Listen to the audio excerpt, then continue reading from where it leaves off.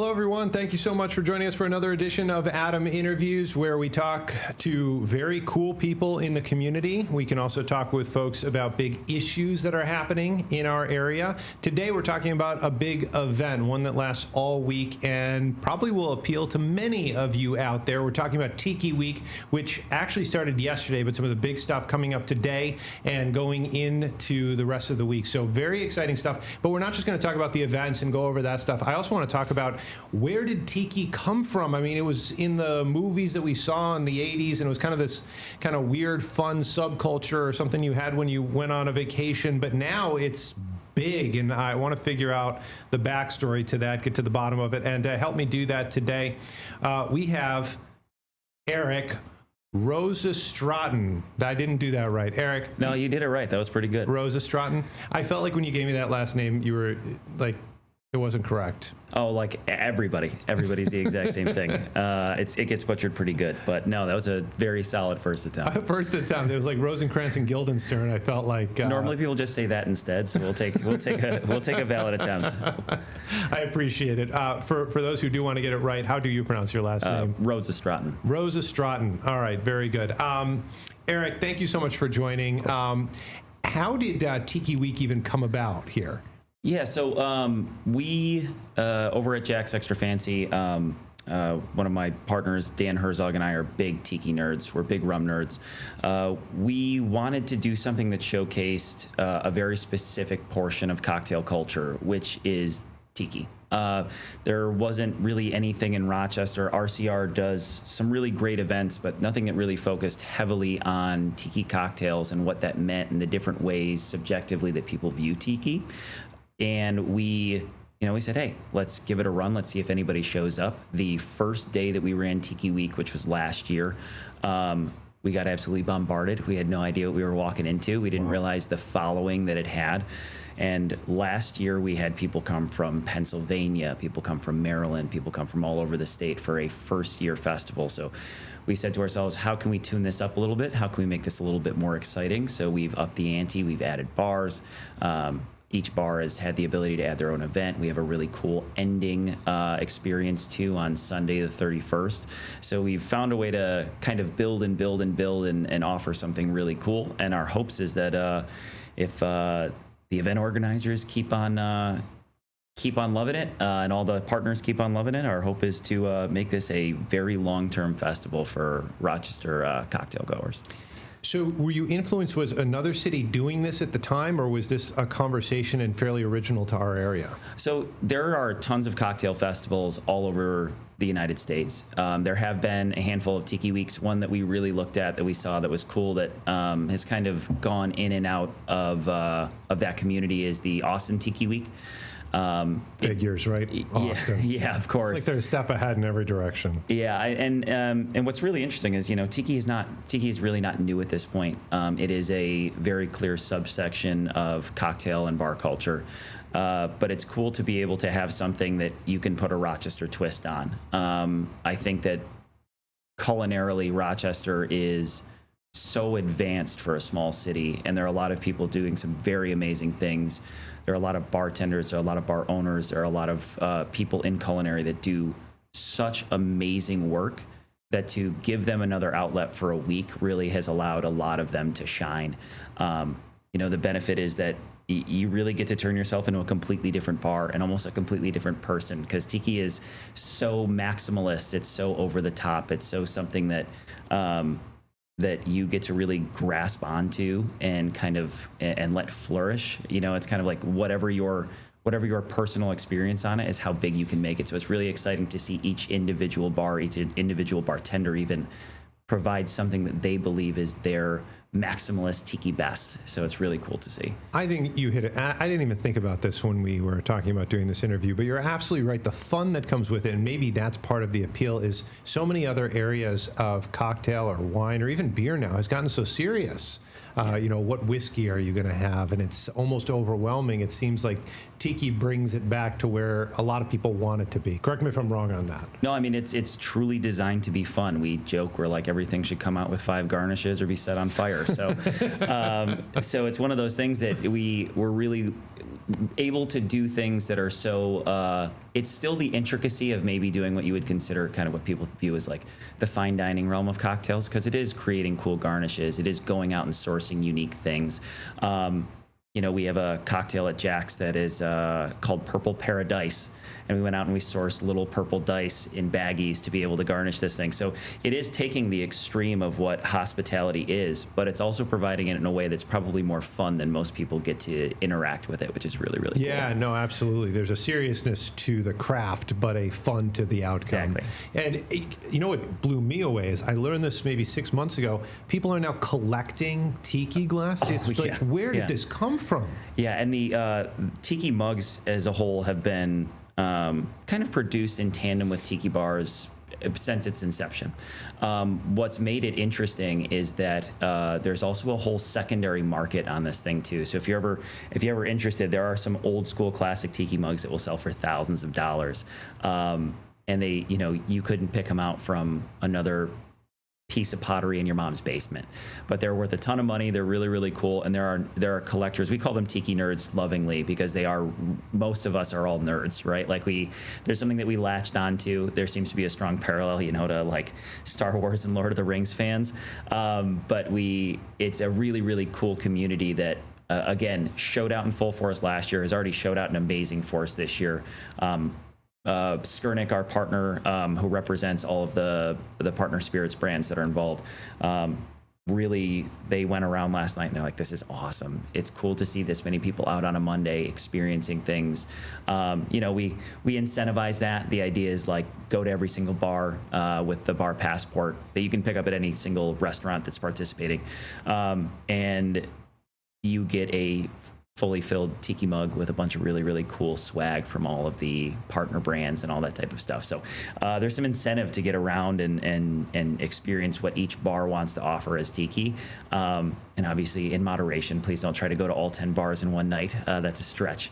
But yeah, throughout the week to be able to experience what every single bar wants to produce is a really, really cool thing. I love that idea. It's kind of like with Jazz Fest, and the community already knows the Jazz Pass and stuff like that. So it's already built in, which is fantastic. Before we get more into the event stuff, which I really do want to delve into, almost for my own personal curiosity, but did the pandemic supercharge this because people had more time to kind of get fun with this?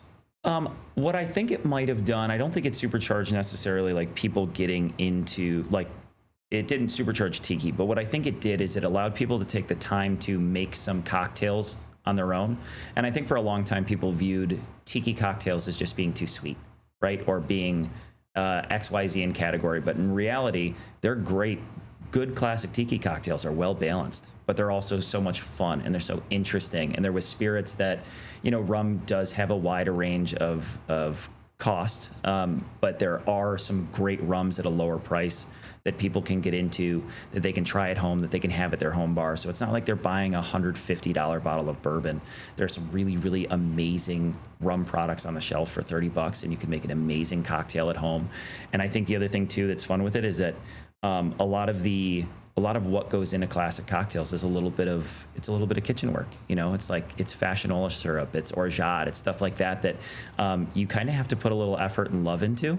And I think that's what makes the whole thing is you don't really love something unless you got to suffer a little bit for it. So being able to do that inside of your own kitchen, I think did help a little bit with the pandemic. And then I think the one thing that, we have a joke. We were told by somebody in Philadelphia at one point when we were out at a couple of bars, and they said, well, Tiki bars never last.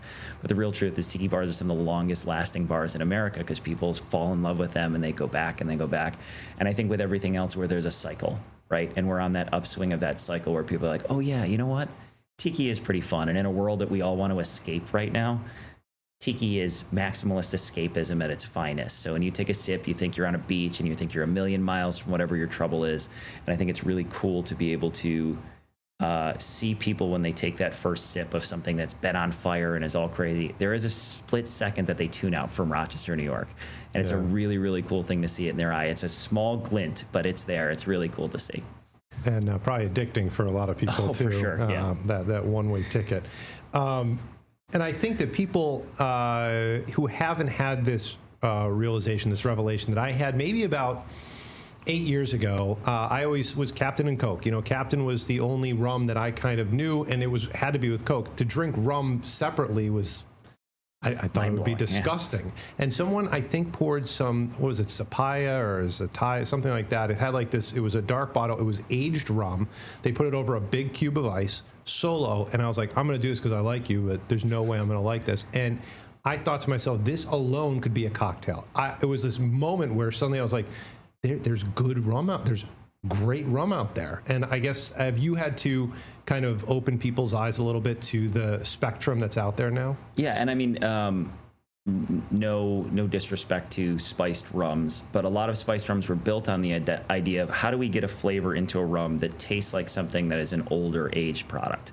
So that's kind of where the original idea came from. I didn't realize that. And there are some great spice rum products. Chairman's Reserve makes an amazing spice rum that also has some aging behind it. They are one of the sponsors, shameless plug.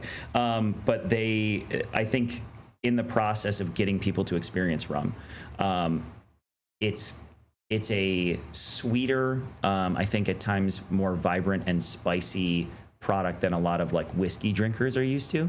So it kind of is, it's one of those things where you can split one of two ways.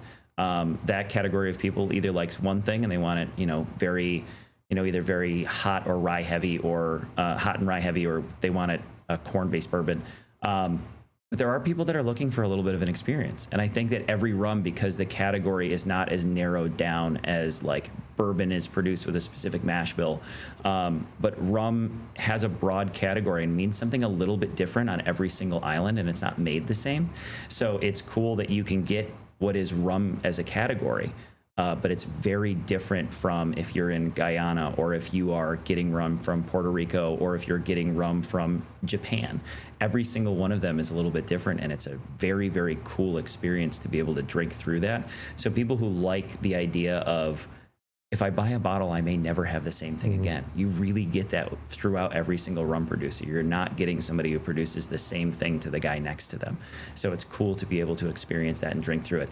It is a challenge to get people, I think, to start, because their initial interactions normally is with like a Captain and Coke, or like, hey, in college I drank Bacardi and I and I blacked out. You know what I mean? So they're like, I'm never drinking rum again. But once they get to it, once they experience that, and obviously once we can put it in a tremendous floral tiki cocktail, they seem to fall back in love with it, and it's cool to see. I think it was Zacapa was the one that I tried. Zacapa, yeah, it's a great product. Yeah, they offer a bunch of different aged products too as well. They've been a stable rum producer for a long time. Yeah, incredible stuff. And do all tiki drinks have to have rum in them? No, which is really, really cool. There's, like one of the bigger classics is a Singapore Sling. It's a gin-based cocktail, right? So there are vodka-based cocktails that are tiki. Tiki is kind of like a mindset, right? It's not necessarily, it doesn't have to be rum. It is always very rum forward, just because when you're thinking about the tropics, you're thinking about that's the producing region that has it.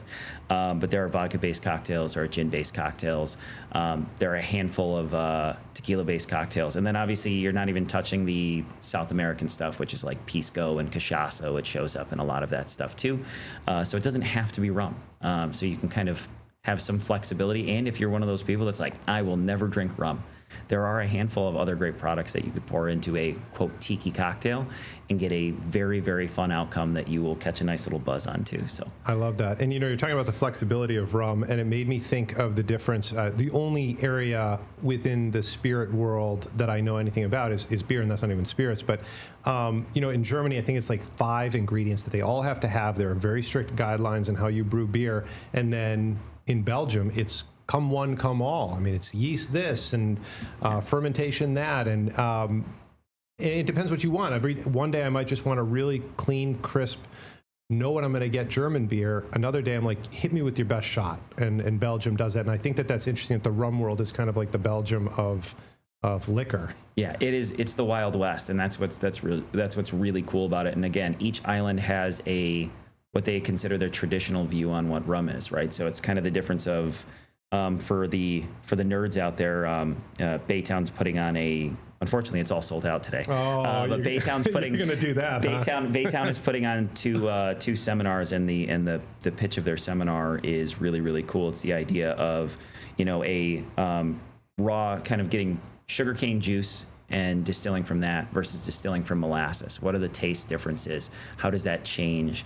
It's not necessarily ubiquitous to one specific subset of rums, but there's a bunch of different processes, even in the from the pre-aging standpoint, that allows you to get a very different flavor, allows you to get very different notes to an end product. And so it is really the same as you may want a crispy lager at one point. Well, you may want a really interesting grassy rum agricole, or you may want a really funky Jamaican rum, or you may want something that's incredibly well balanced that would be like an El Dorado from Guyana.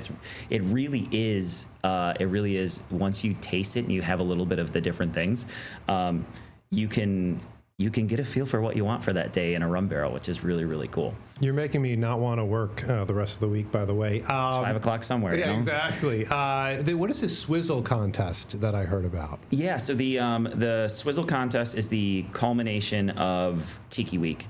It's on the beach at Marge's. It's at sundown. It's super cool. It's probably the coolest atmosphere. Shout out to Francine. They are tremendous partners in this. And they were recently named one of the 29 best bars in America by USA Today, which is super cool. But basically, we take competitors from all over Rochester, and now we're sneaking some competitors in from all over the state, which is really, really cool. Wow. They compete on the beach. The event starts at 6 p.m. on Sunday, the 31st. Doors open at 5. Party starts at 6. They are competing for a trip for 2 to Martinique, courtesy of Rum JM, which is a super cool thing for a bartender to win. But Swizzle is basically like the original. It's like the original shaking methodology for bartenders, and since I'm on camera, you can see it. It kind of looks like you're starting a little bit of a campfire, but it's designed to rapidly chill the product inside of the glass. So before shaker tins, before all of that, that's how they used to get ice to chill the outside of the glass to be able to chill the entire cocktail. And it is really an art form. Like there are people that are very, very good at it. And if you do it well, you get a much better blended product. And Rochester, true to form, finds a really cool way of interpreting what they provide to the judges. So you may get somebody who throws a swizzle inside of a beach pail. You might get somebody else who throws it inside of a treasure chest, but the idea is whoever has the best cocktail and the fastest time with the coolest garnish and the best stage presence wins the event. Flo from Leonore's won last year. She is the reigning swizzle queen, as we call her.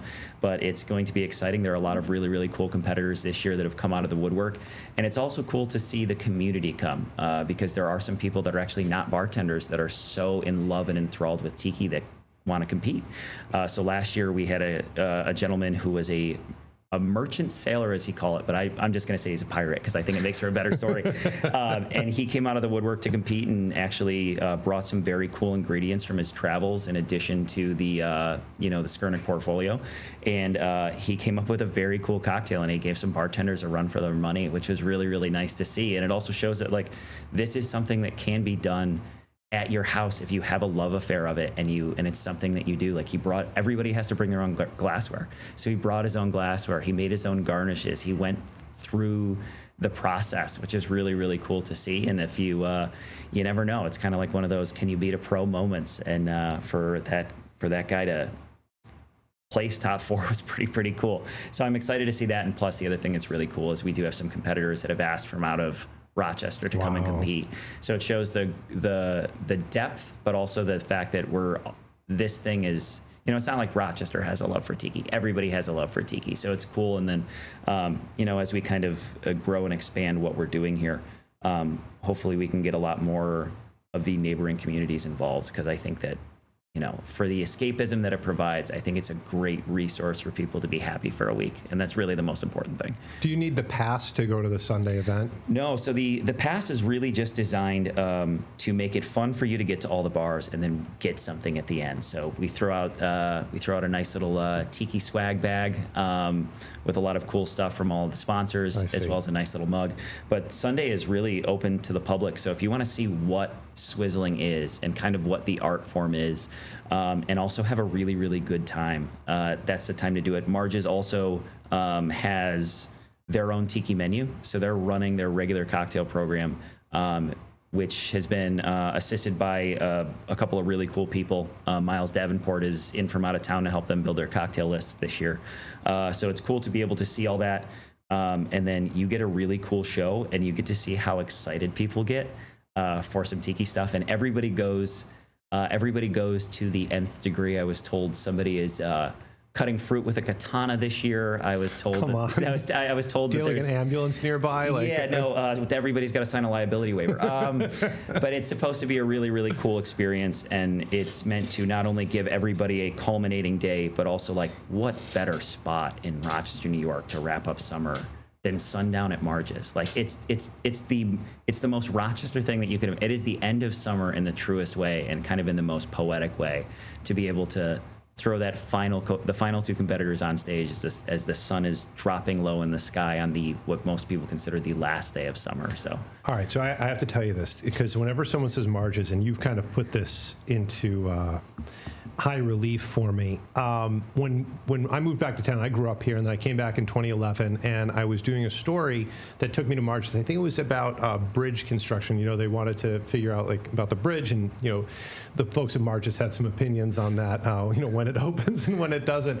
And I walked out, and I'm like, how is this Rochester? Like, it's not. It's crazy. Yeah. So I went home and I said to my wife, Jill, we've got to go to Marge's. Like, it's crazy. And then shortly thereafter, we had our child, and we keep saying, next year at Marge's, next year at Marge's. We have not had a drink at Marge's. I just went to freshman orientation at his high school, and we have not gone to Marge's. So this might provide the perfect reason to finally do that. I'm glad I could drag you in. That's great. You know, I mean, it's a special place. You know, people kind of view Tiki in two different lights. They view it as like this escapism, kind of no windows, but you're going into a really secret place that is very Tiki-esque on the inside. And then there's this other, which is kind of like beach bar, very much 5 o'clock somewhere, Margaritaville type of thing.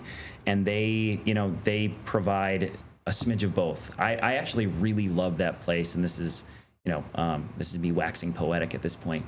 But in the winter, at their small little bar, it's so cozy, and it's you and a bartender and maybe like 5 other people. And there's something really romantic because the inside is very old school Tiki, a lot of 70s stuff. It's super cool. It's an unbelievable environment. And then in the summer, you just so happen to get to walk out and put your toes in the sand. Yeah. So it's such a cool dichotomy of the two different experiences thrown together in one. And it is, you know, Rochester is lucky to have institutions like that people can experience and then bring their kids to. Like, my dad brought me there. Like, he was the first person to bring me to Marge's. He's responsible for this, yeah, huh? all of this, it's his fault. Blame Hans Rozestraten, 100% his fault. I'm sure he's listening to this and now shaking his head at me. But yes, it is his fault, so to speak. Yeah, and why don't we talk about Jack's? I'm guessing that your establishment is also a big participant in this. Yes, we always kind of have a low key Tiki vibe. We've always had some Tiki stuff on the menu, even in the dead middle of winter. So we believe that is truly like it's a nice release for people. Some people say that we have the best Mai Tai in the city. I'm going to let you guys be the judge of that. But Jack's on 825 Atlantic. It's the old Jack Ryan's. We took it over a year and a half ago. It's been absolutely spectacular. We are the truest thing that Rochester has to a neighborhood establishment, because we are literally right in a neighborhood. And it is filled with all the people that live around us that make friends with every person who comes in the door. It's a really, really cool experience. But yeah, we have an 8 cocktail menu. It is very cool. There's a lot of fun stuff on there. I had already mentioned Purple Paradise is one of the cool cocktails with ube extract in it. There's a lot of other really, really fun stuff. We have a strawberry shrub in a cocktail made by Steve Shea, which is called Steve's Shrunken Head, which is a great cocktail as well. If you're feeling adventurous too, there's a cocktail on there called the Boom Shakalaka. Ooh, okay. Which is a lot of very cool alpine spirits mixed into a Tiki drink. So it's like a Morrow type stuff? Yeah, and even deeper than that. Boomsma, Kloosterbitter, Strega, Sailors, a lot of stuff that's very European thrown into a Tiki. Ooh. And that's kind of the other cool thing about Tiki. No Jaeger, right? No Jaeger. No Jaeger. Right. Don't worry. We'll keep that on the side for you. Okay. But that is kind of the cool part about Tiki, is that a lot of the ingredients, because kind of this belief is that it's it is a global thing, and it's built around kind of like what the idea of old school trade was, is that there's a lot of things that show up that are European and tiki drinks. My personal favorite tiki drink is the Jungle Bird, mainly because it's easy and I can whip it up in 30 seconds. But it's, it's a rum-based cocktail, but it's got Campari in it, and it's still a tiki drink. So it kind of gives you a little bit of all worlds from a cocktail standpoint, and you'll see a lot of that. There's a lot of interesting ingredients that float around. In order to kind of cover all of the flavors, you do have to have an international product. So it's cool that, we may have May Thai bitters in one product. We could have Campari in a product. We could have stuff from South America. We could have stuff from, our backyard. It's cool to be able to have all of that and kind of amalgamate it into this really, really cool product that is just, let's go on vacation for this 15 minutes it takes me to drink this cocktail. Yes, please. So honestly, I wish we had an hour. I can't believe the time has gone this fast. Real quick, why don't we go over the establishments that are participating in this so folks can head out? Yes, absolutely. Obviously, you guys know Marge's. Jack's Extra Fancy. Martine on South Ave. Oh, great. The Classic on Park Ave. Leonore's, which is a huge fan favorite. Pour and Joy, Poke Sushi, which is a new entry this year.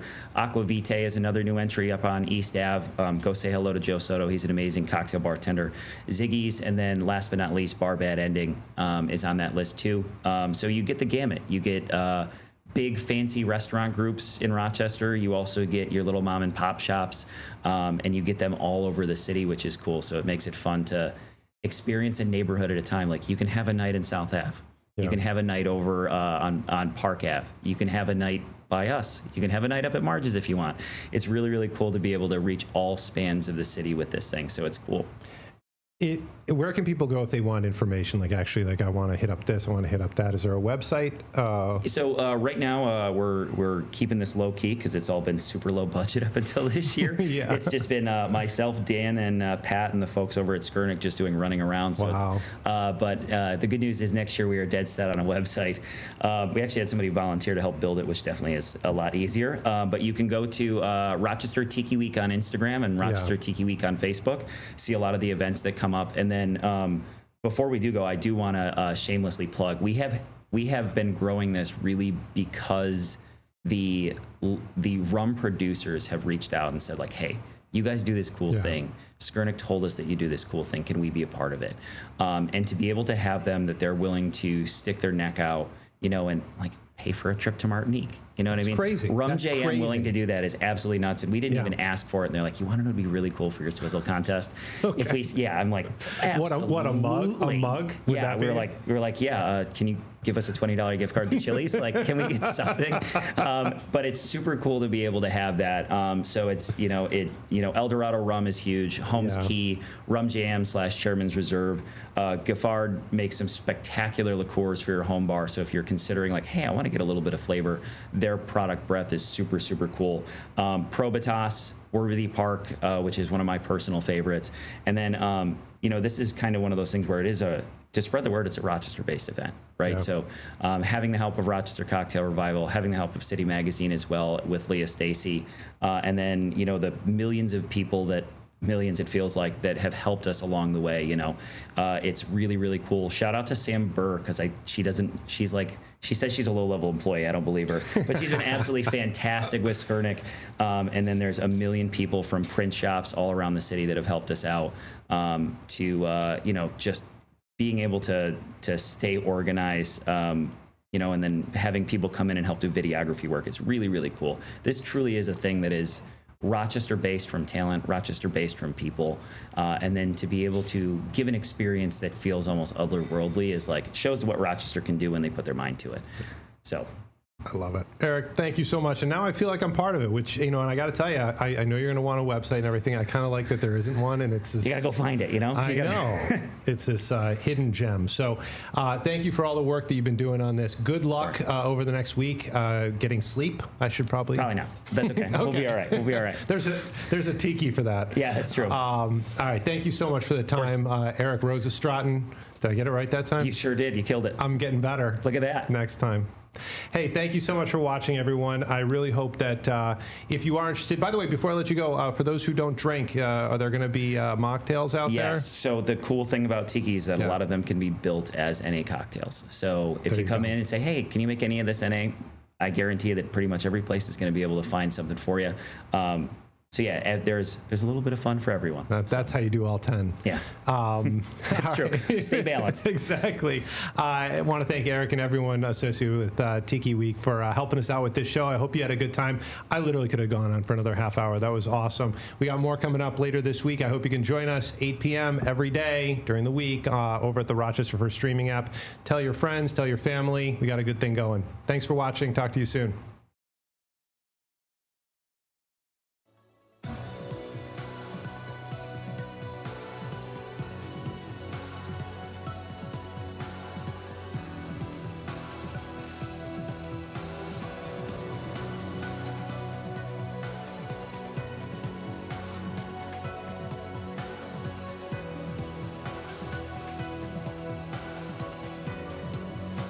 Get the Rochester First streaming app today for everything you love from News 8 On Demand, plus exclusive shows you won't see anywhere else. Search ROC and download for free on Roku, Amazon Fire, and Apple TV.